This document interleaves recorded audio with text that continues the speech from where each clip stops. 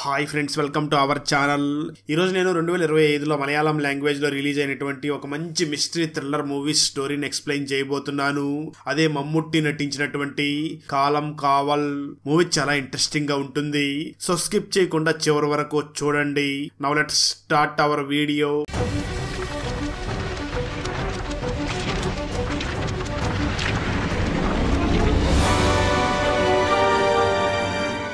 Video start చేసే ముందు మన ఛానల్లో లాస్ట్ వీడియోకి వచ్చిన బెస్ట్ కామెంట్ ఏమిటో చూద్దాం. అండ్ ఈ కామెంట్ నేను పర్సనల్ గా సెలెక్ట్ చేసింది అయితే కాదు, సాఫ్ట్వేర్ ఆటోమేటిక్ గా ఈ వీడియోని లైక్ చేసి కామెంట్ చేసిన బెస్ట్ కామెంట్ ని ర్యాండమ్ గా సెలెక్ట్ చేస్తుంది. So keep commenting. నెక్స్ట్ మీ కామెంటే సెలెక్ట్ అయ్యే ఛాన్స్ ఉంది. And thanks for commenting. Now let's start our video. Open చేస్తే మూవీ స్టార్టింగ్ సీన్ లో 2022వ సంవత్సరంలో ఒక ఫ్యామిలీ మ్యాన్ అయినటువంటి స్టీఫెన్ దాస్ ఇంట్లో కూర్చొని తన ఫ్యామిలీ మెంబర్స్ తో కలిసి టీవీ సీరియల్ చూస్తూ ఉంటాడు. తనకు ఒక భార్య మరియు 2 పిల్లలు ఉంటారు. అలా వాళ్ళు టీవీ చూస్తున్న సమయంలో స్టీఫెన్ దాస్ కి ఒక ఫోన్ కాల్ రావడంతో తను వెంటనే తన వైఫ్ ని చూసి, నేను అర్జెంట్ పని మీద బయటికి వెళ్ళాలి, రేపు వస్తాను అని చెప్పి అక్కడి నుంచి కారులో బయలుదేరి వెళుతూ ఉంటాడు.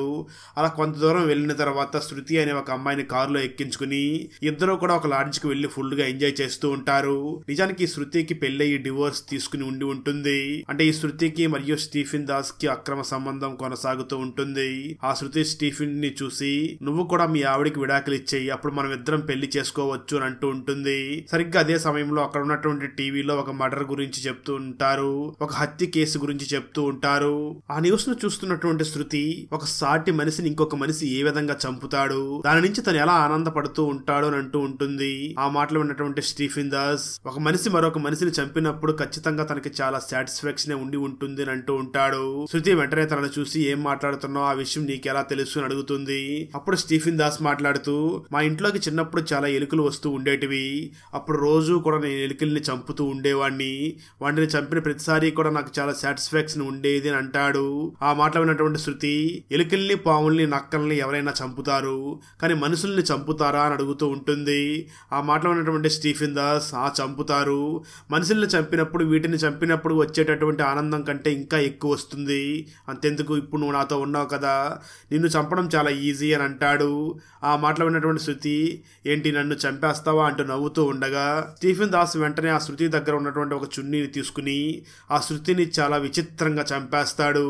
ఆ వెంటనే చైర్లో కూర్చొని చైన్ స్మోకర్ లాగా కంటిన్యూగా సిగరెట్ తాగుతూ ఒక సైకోలాగా నవ్వుతూ ఉంటాడు.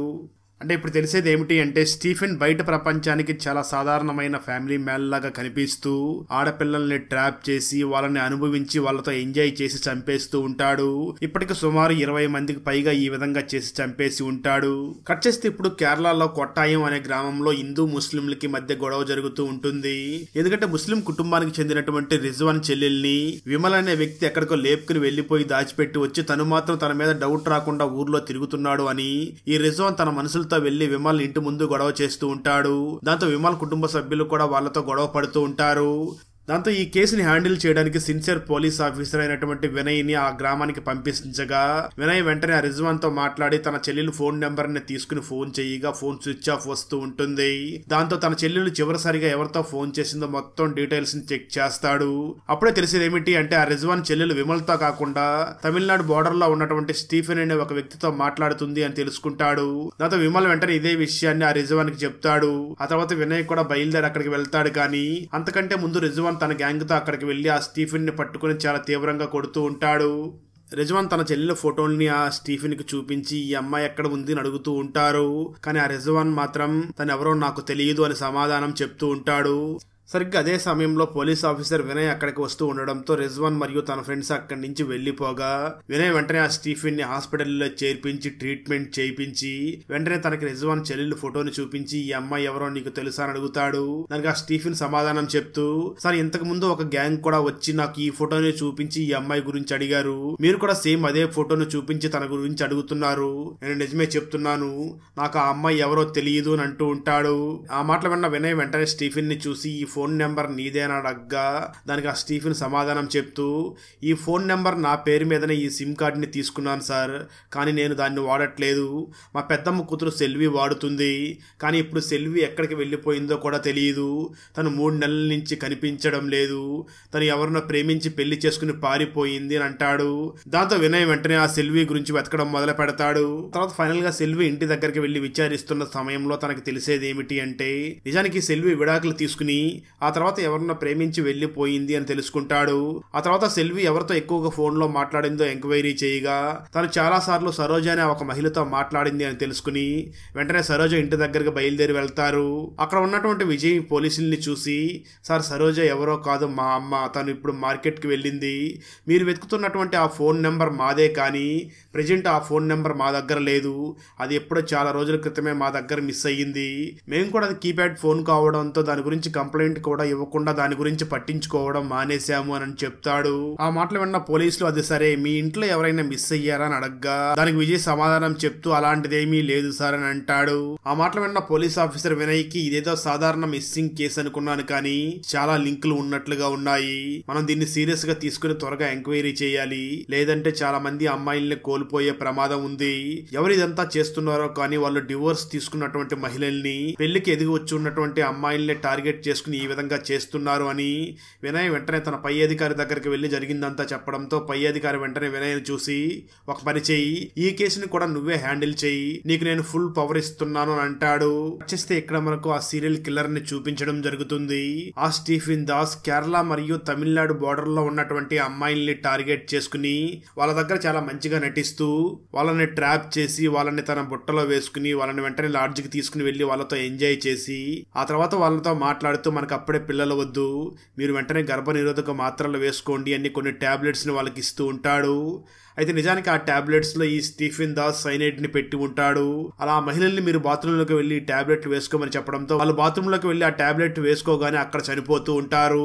ఈ విధంగా ఆ స్టీఫెన్ దాస్ అమ్మాయిల్ని టార్గెట్ చేసి చంపేస్తూ ఉంటాడు. ఈ స్టీఫెన్ దాస్ కి అడవిలో ఒక ఇల్లు ఉండగా ఆ ఇంట్లో అంతా సెటప్ చేసుకుని తన నెక్స్ట్ ఎవరిని టార్గెట్ చేసుకోవాలో ఆ ఫొటోస్ అన్నిటినీ కూడా అంటించుకుని ఉంటాడు. అదే సమయంలో ఒక లార్జ్ బాత్రూమ్ లో దొరికినటువంటి అమ్మాయి డెడ్ బాడీని పోస్ట్ మార్టం చేయగా ఆ రిపోర్ట్ లో తెలిసేది ఏమిటి అంటే, ఆ అమ్మాయి సైనైడ్ తీసుకోవడం వల్ల చనిపోయింది అని తెలుస్తుంది.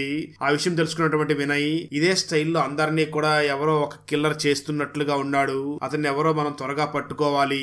ఈ హత్యలన్నీ కూడా కేరళ మరియు తమిళనాడు బోర్డర్ లో జరుగుతున్నాయి కాబట్టి మనకు తమిళనాడు నుంచి కూడా ఒక మంచి ఆఫీసర్ దొరికితే ఈ కేసుని త్వరగా హ్యాండిల్ చేయవచ్చు అని తను అదే ప్రపోజల్ ని తమిళనాడు ప్రభుత్వానికి కూడా పంపిస్తూ ఉంటాడు. దాన్ని పరిశీలించినటువంటి తమిళనాడు గవర్నమెంట్ కూడా ఈ ఐడియా ఏదో బాగానే ఉంది, నీకు ఒక మంచి పోలీస్ ఆఫీసర్ నీ దగ్గరికి నీ టీంలోకి పంపిస్తాము అని చెప్పి ఒక పోలీస్ ఆఫీసర్ ని వినయ్ టీంలోకి అప్పగిస్తారు. ఇక ట్విస్ట్ ఏమిటి అంటే, ఆ పోలీస్ ఆఫీసర్ మరి ఎవరో కాదు, సైకో కిల్లర్ అయినటువంటి ఈ స్టీఫెన్ దాస్ ని ఆ టీంలో వేస్తారు. అంటే ఈ స్టీఫెన్ దాస్ కూడా ఒక పోలీస్ ఆఫీసరే అయి ఉంటాడు. అలా స్టీఫెన్ దాస్ వెళ్లి ఆ వినయ్ని కలవగా తనకి క్లియర్ గా అర్థమవుతుంది, వీళ్ళు నిజానికి నన్ను పట్టుకోవడం కోసమే వచ్చారు అని అర్థం చేసుకుంటాడు. ఆ తర్వాత నుంచి వినయ్ మరియు స్టీఫెన్ దాస్ ఇద్దరు కూడా ఒక టీమ్ గా ఏర్పడి కేరళ మరియు తమిళనాడు బోర్డర్ అంతా కూడా ఎంక్వైరీ చేస్తూ ఉంటారు. సరిగ్గా అదే సమయంలో వినయ్ కి చివరిసారిగా చనిపోయినటువంటి ఆ అమ్మాయి చేతిలో ఒక సేఫ్టీ పిన్ దొరికి ఉంటుంది. నిజానికి ఆ సేఫ్టీ పిన్ నార్మల్ ది కాదు, గవర్నమెంట్ ఆఫీసర్స్ వాళ్ళ నేమ్ ప్లేట్ ని పెట్టుకోవడం కోసం దీన్ని వాడుతూ ఉంటారు అని తెలుసుకున్నటువంటి పోలీస్ ఆఫీసర్ వినయ్, అంటే ఖచ్చితంగా కిల్లర్ ఏదో గవర్నమెంట్ ఆఫీసర్ అయి ఉంటాడు అని అనుకుంటూ ఉంటాడు. మరోపక్క స్టీఫెన్ దాస్ కూడా అక్కడి నుంచి తప్పించుకుని వెళ్ళడానికి రకరకాల ప్రయత్నాలు చేస్తూ ఉంటాడు. ఈ స్టీఫెన్ దాస్ చివరిసారిగా చంపినటువంటి పవిత్ర అనే అమ్మాయికి సంబంధించిన సిమ్ కార్డ్ ని తను యూస్ చేస్తూ ఉంటాడు. దాంతో తను ఒక ప్లేస్ దగ్గరికి వెళ్లి ఆ ఫోన్ పగలగొట్టి సిమ్ కార్డ్ ని కూడా బయటకి తీసేస్తాడు. ఆ తర్వాత స్టీఫెన్ దాస్, ఇంతకు ముందు నేను సైనైడ్ ఇచ్చి చంపుతున్నాను కదా, ఇక ముందు మాత్రం అలా చంపకూడదు అని అనుకుంటూ ఉంటాడు. ఆ తర్వాత స్టీఫెన్ దాస్ ఏదైనా కొత్త పద్ధతిని కనిపెట్టాలి అని ఫోరెన్సిక్ ల్యాబ్ లో ఉన్నటువంటి ఒక అసిస్టెంట్ ఆఫీసర్ కి ఫోన్ చేసి, సార్ నేను ఒక అసిస్టెంట్ డైరెక్టర్ ని, మనుషుల్ని ఒక డిఫరెంట్ పద్ధతిలో ఎలా చంపవచ్చో చెప్పండి, నేను దాని మీద ఒక కథ రాసుకుంటానని అడుగుతూ ఉంటాడు. దానికి ఫోరెన్సిక్ ల్యాబ్ లో వర్క్ చేస్తున్నటువంటి అసిస్టెంట్ కొన్ని టిప్స్ కూడా చెప్తూ ఉంటాడు.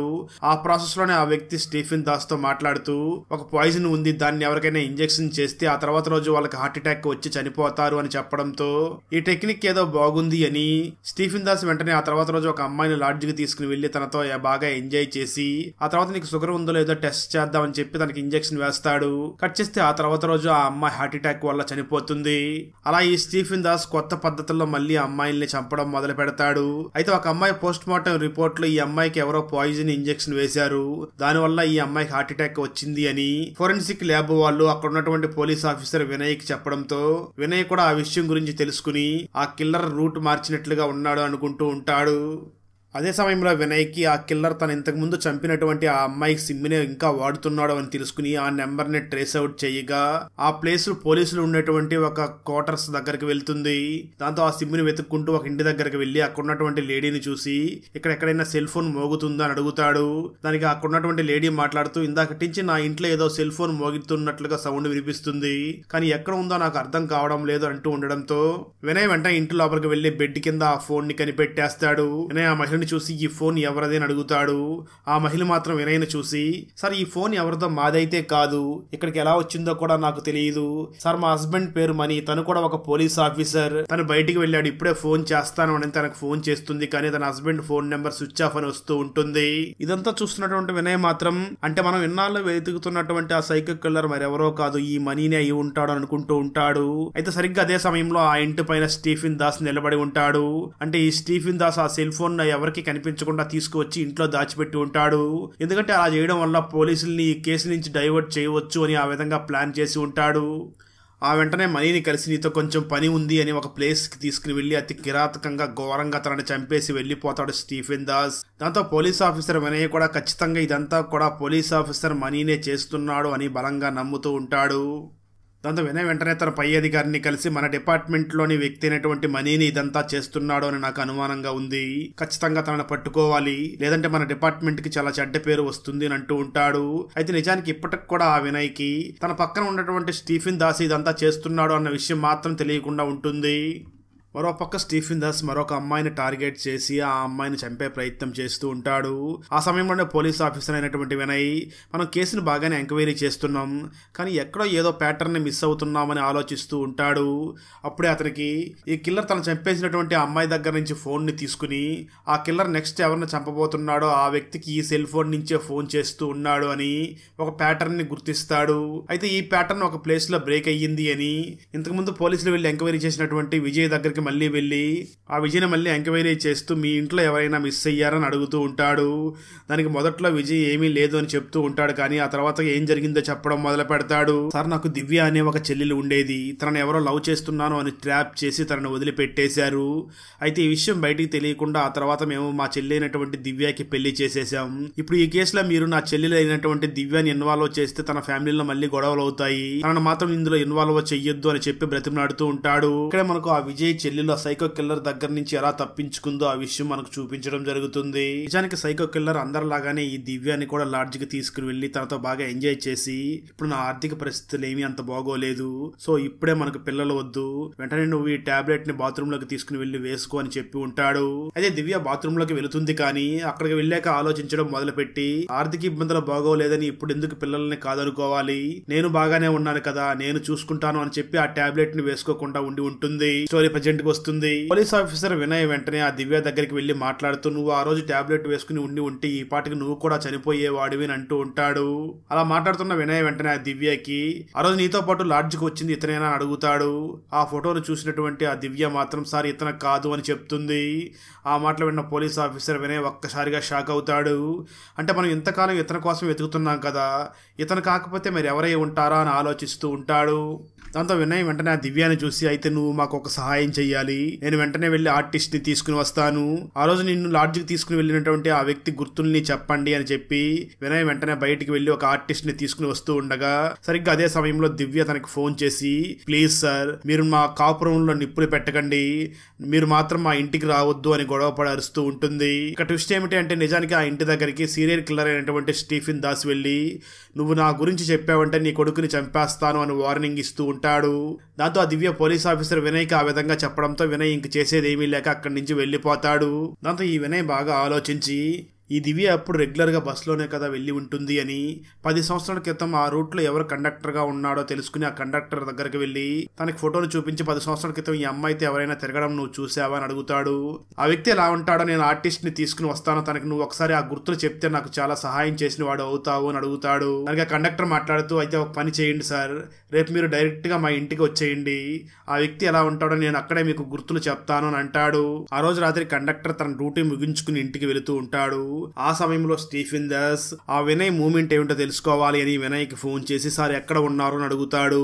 దానికి వినయ్ మాట్లాడుతూ, సార్ నేను ఒక కండక్టర్ ని ఎంక్వైరీ చేశాను, తను ఇంతకు ముందు ఆ కిల్లర్ ని చూశానని చెప్పాడు, ఇప్పుడు అక్కడ ఆ ఇంటి దగ్గరికే వెళుతున్నాను, మీరు కూడా అక్కడికి రండి అని చెప్పి ఆ లొకేషన్ ని పంపిస్తాడు.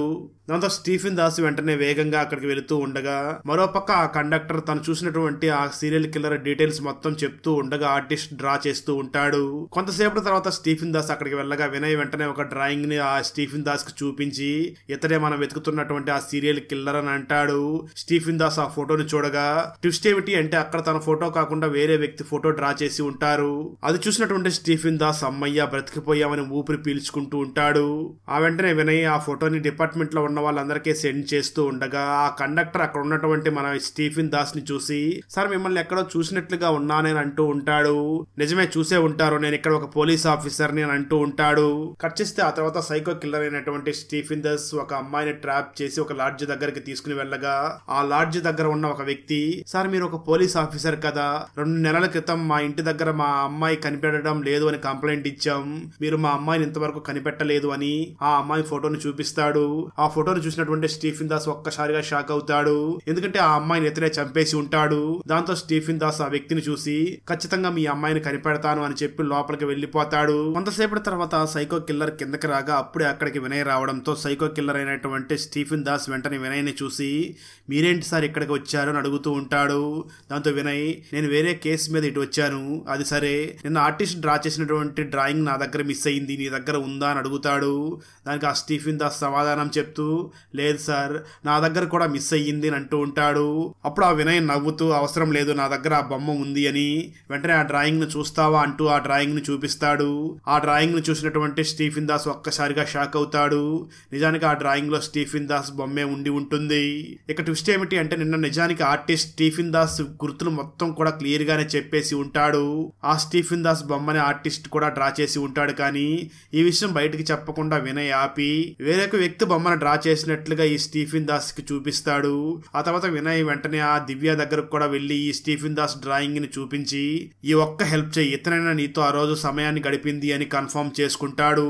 ఆ తర్వాత వినయ్ వెంటనే ఈ లాడ్జ్ దగ్గరికి రావడంతో విషయం తెలిసిపోయింది అని అర్థం చేసుకున్నటువంటి స్టీఫెన్ దాస్ ఈ వినయ్ ని చంపేయాలి అని అందరికి ఏ విధంగా పాయిజన్ ఇస్తాడో సేమ్ అదే విధంగా ఆ పాయిజన్ ఇచ్చి ఈ వినయ్ ని చంపేయాలి అని అటాక్ చేయబోతూ ఉంటాడు. దాంతో వినయ్ వెంటనే ఆ స్టీఫెన్ దాస్ మీద గొడవ పడుతూ ఉంటాడు.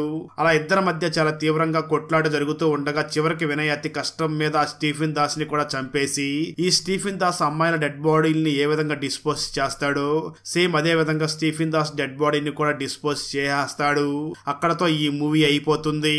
ఆ ఏరియాలో శోభనం రోజే పెళ్లి కూతుర్లు ఎందుకు చనిపోతున్నారు, చనిపోయే ముందు ఆ పెళ్లి కూతురు కళ్ళల్లో నుంచి కన్నీళ్లు ఎందుకు ఎక్కువగా వస్తున్నాయి, చనిపోతున్నటువంటి ఈ పెళ్లి కూతుర్లకి మరియు బేకరీ నడుపుతున్నటువంటి ముసలవ్వకి మధ్య గల సంబంధం ఏమిటి, నిజంగానే ఆ ముసలవ్వే పెళ్లి కూతుర్లని చంపుతుందా లేదా మరెవరైనా పెళ్లి కూతుర్లని చంపుతున్నారా తెలియాలి అంటే 2025లో బెంగాలీ లాంగ్వేజ్ లో రిలీజ్ అయినటువంటి బిరంగన వెబ్ సిరీస్ ని చూడాల్సిందే. ఈ బెంగాలీ వెబ్ సిరీస్ ఫుల్ స్టోరీని తెలుగులో వినాలి అనుకుంటే ఈ వీడియో డిస్క్రిప్షన్ లో ఉన్న లింక్ ని క్లిక్ చేసి చూడండి. Thanks for watching friends. Video నచ్చినట్లయితే లైక్ చేసి ఒక చిన్న కామెంట్ చేస్తే మాకు నెక్స్ట్ వీడియో చేయడానికి ఎంకరేజింగ్ గా ఉంటుంది. అలాగే ఛానల్ ని సబ్స్క్రైబ్ చేసి పక్కనే ఉన్న బెల్ ఐకాన్ ని క్లిక్ చేసి సపోర్ట్ చేయండి. Thanks for watching. జై హింద్.